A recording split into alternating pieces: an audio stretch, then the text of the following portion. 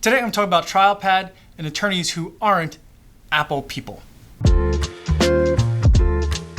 Something that comes up frequently for attorneys that I'm working with who haven't used litigation technology before and are thinking about using TrialPad is they wonder if it's going to be okay for them to dive into that world even if they don't have other Macs at their office or if they're not really Mac or Apple people, whatever that really means.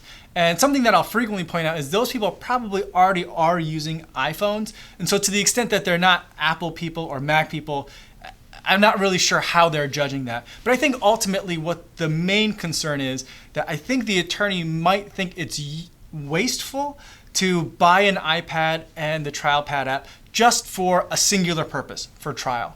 And I think that that's kind of a short-sighted way of looking at it. There's not a lot of other things that we pay for in litigation support that we demand are dual purpose.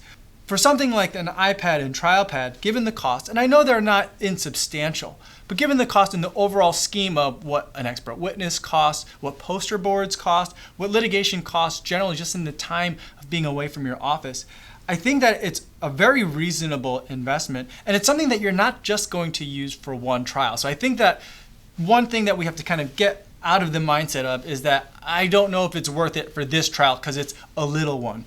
And so that's another thing that I also frequently get. Again, a lot of it comes down to, I think, what the attorneys are concerned about are they've gone to trial on a case that they thought that was going to settle. They've spent more money than they want to spend already, and they're looking for ways to cut costs. And so I think that ultimately, at the end of the day, if you're looking at alternatives like that are laptop-based because you already have a laptop and you think that there's cost savings there, I think that the cost of those relative other software packages in relation to what an iPad and TrialPad costs really don't make that much more sense.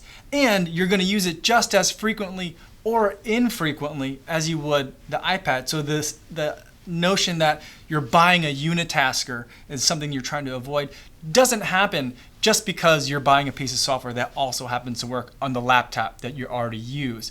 Although I can see kind of like the gut reaction of thinking that seems less wasteful or less frivolous.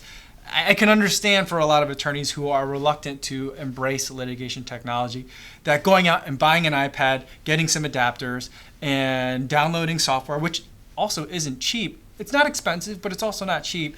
That can seem a little bit wasteful or maybe a little bit frivolous for a trial that may not otherwise really warrant it. But in the long scheme of things, you're not going to try just one case in your career, or I hope you don't try only one case in your career. And so even if this one smaller case may not warrant a full court press, maybe exactly what it needs is something that the TrialPad app and iPad together can do in terms of providing value for the amount of money you're putting into it. And not only from that, for that one case and that one client, in terms of your litigation career, then when you get to that big trial, you already have experience with the app. So you don't necessarily have to say, whoa, this is a giant case. This is not really one that's worth it for me as someone who's never tried running litigation technology myself to use. So now I have to go hire an expensive consultant. And so the only way that you get to the point where you understand really when you need to bring in a consultant is if you've had experience on some of these other smaller cases that might not warrant a consultant. To get the experience yourself in terms of what it takes to really manage that process on a day-to-day basis during an actual trial.